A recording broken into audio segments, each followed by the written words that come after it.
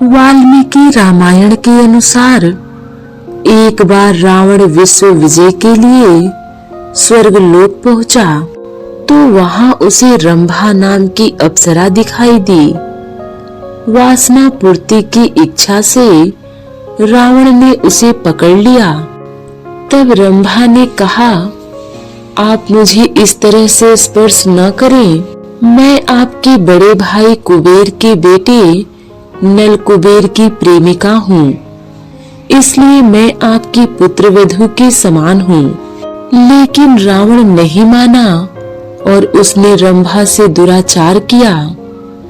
यह बात जब नल कुबेर को पता चली तो उसने रावण को श्राप दिया कि अगर किसी स्त्री की इच्छा के बिना वह उसको स्पर्श करेगा तो उसके मस्तक के 100 टुकड़े हो जाएंगे। यह बात उस समय की है जब अयोध्या नरेश दशरथ का भी जन्म नहीं हुआ था। समय का चक्र चलता रहा और फिर रघुकुल में भगवान श्री राम का जन्म हुआ।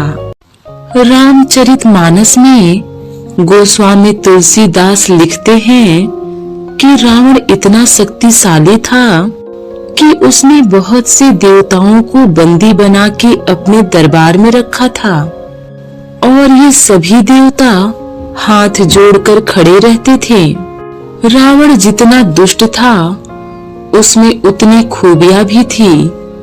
शायद इसीलिए कई बुराइयों के बाद भी रावण को महाविद्वान और प्रकांड पंडित माना जाता था। रावण का इरादा था कि वो संसार से भगवान की पूजा की परंपरा को ही समाप्त कर दे ताकि फिर दुनिया में सिर्फ उसकी ही पूजा हो।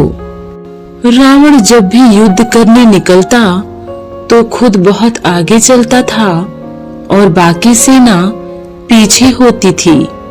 उसने कई युद्ध तो अकेले ही जीते थे। रावण ने यमपुरी जाकर यमराज को भी युद्ध में हरा दिया था और नरक की सजा भुगत रही जीवात्माओं को मुक्त कराकर अपनी सेना में शामिल किया था।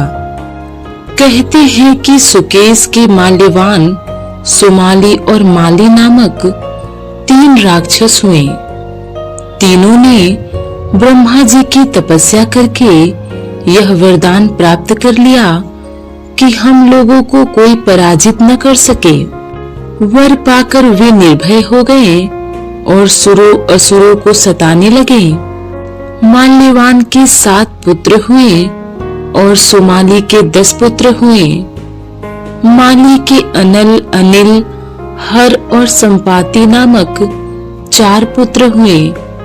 ये सभी पुत्र बलवान और दुष्ट प्रवृत्ति के होने के कारण ऋषि मुनियों को कष्ट दिया करते थे। उनके दिए कष्टों से दुखी होकर ऋषि मुनिगण जब भगवान विष्णु की शरण में गए तो उन्होंने आश्वासन दिया कि हे ऋषियों, मैं इन दुष्टों का अवश्य ही नाश करूंगा। जब राक्षसों को विष्णु के इस आश्वासन की सूचना मिली तो वे सब मंत्रणा करके संगठित होकर माली के सेनापतित्व में इंद्रलोक पर आक्रमण करने के लिए चल पड़े। यह समाचार पाकर भगवान विष्णु ने अपने अस्त्र शस्त्र संभाले और राक्षसों का संहार करने लगे। सेनापति माली सहित बहुत से राक्षस मारे गए और शेष लंका की ओर भाग गए।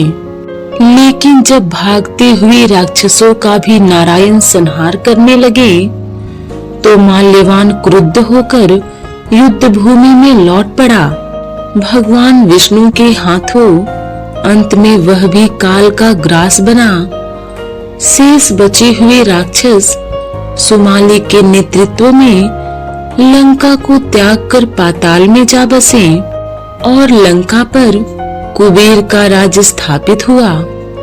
राक्षसों के विनाश से दुखी होकर सुमाली ने अपनी पुत्री कैकसी से कहा कि पुत्री, राक्षस वंश के कल्याण के लिए मैं चाहता हूँ कि तुम परम पराक्रमी महर्षि विश्रवा के पास जाकर उनसे पुत्र प्राप्त करो। पिता की आज्ञा पाकर कैकसी विश्रवा के पास गई। उस समय भयंकर आंधी चल रही थी, आकाश में मेघ गरज रहे थे। कैकसी का अभिप्राय जानकर विश्रवा ने कहा कि भद्रे, तुम इस कुबेला में आई हो, मैं तुम्हारी इच्छा तो पूरी कर दूंगा, परंतु इससे तुम्हारी संतान दुष्ट स्वभाव वाली और क्रूर कर्मा होगी। मुनि की बात सुनकर कैकसी उनके चरणों में गिर पड़ी और बोली कि भगवान, आप ब्रह्मावादी महात्मा हैं, आपसे मैं ऐसे दुराचारी संतान पाने की आशा नहीं करती, अतः आप मुझ पर कृपा करें। कैकसी के वचन सुनकर मुनि विश्रवा ने कहा कि अच्छा, तो तुम्हारा सबसे छोटा पुत्र सदाचारी और धर्मात्मा होगा। इस प्रकार कैकसी के 10 मुख वाले पुत्र का जन्म हुआ, जिसका नाम दशग्रीवा अर्थात रावण रखा गया। उसके पश्चात कुंभकर्ण, शूर्पणखा और विभीषण के जन्म हुए। दशग्रीवा और कुंभकर्ण अत्यंत दुष्ट थे, किंतु विभीषण धर्मात्मा प्रवृत्ति का था। अपने भाई वैश्रवण से भी अधिक पराक्रमी और शक्तिशाली बनने के लिए दशग्रीवा ने अपने भाइयों सहित ब्रह्मा जी की तपस्या की। तब ब्रह्मा के प्रसन्न होने पर दशग्रीवा ने मांगा कि मैं गरुड़, नाग, यक्ष, दैत्य, दानव, राक्षस तथा देवताओं के लिए अवध्य हो जाऊं। रावण ने मनुष्य से इसलिए नहीं कहा क्योंकि वो मनुष्य को कमजोर तथा बल रहित समझता था। ब्रह्मा जी ने तथास्तु कहकर उसकी इच्छा पूरी कर दी। विभीषण ने धर्म में अविचल मति का, और चूंकि कुंभकर्ण की इच्छा इंद्रलोक को पाने की थी, इस वजह से भयभीत इंद्र ने मां सरस्वती को कहा कि जब कुंभकर्ण वरदान मांग रहा हो तब आप उसका ध्यान विचलित करें। और सरस्वती की मायावश कुंभकर्ण इंद्र की जगह निंद्र बोल गया, जिससे वह 6 माह सोता था और 6 माह जागता था। रावण के पिता का नाम ऋषि विशेश्रवा था तथा उसकी माता का नाम कैकसी था। रावण के दादा का नाम पुलस्तमुनि था तथा रावण की पत्नी का नाम मंदोदरी था। रावण की बहन शूर्पणखा थी। रावण के 5 पुत्र थे, जिनके नाम क्रमशः, इनमें से 3 पुत्र रावण के साथ लंका में रहते थे, जबकि अहिरावण पाताल का राजा था और नारायण तक किष्किंधा के आसपास रहता था। रावण की पुत्री का नाम कुंभनिशी था। रावण का एक सगा भाई कुंभकर्ण तथा एक विभीषण था। रावण सारस्वत गोत्र का ब्राह्मण था। रावण ब्राह्मण कुल में पैदा हुआ तथा ऋषियों की संतान था। 4 वेद, 6 शास्त्र और 18 पुराण का ज्ञाता था। उसे सब कुछ पता था कि राम कौन है, लक्ष्मण कौन है, सीता कौन है। राम ने स्वयं भी कहा है कि मैं जानता हूँ कि राम विष्णु का अवतार है, लक्ष्मण शेषावतार है, सीता माता लक्ष्मी का अवतार है। कहते हैं एक बार रावण यमराज से मिलने यमपुरी गया। उसने वहां 14 नरक कुंड देखे और पृथ्वी से जैसे ही मनुष्य लाया जाता है उसे नरक कुंड में डाल देते हैं।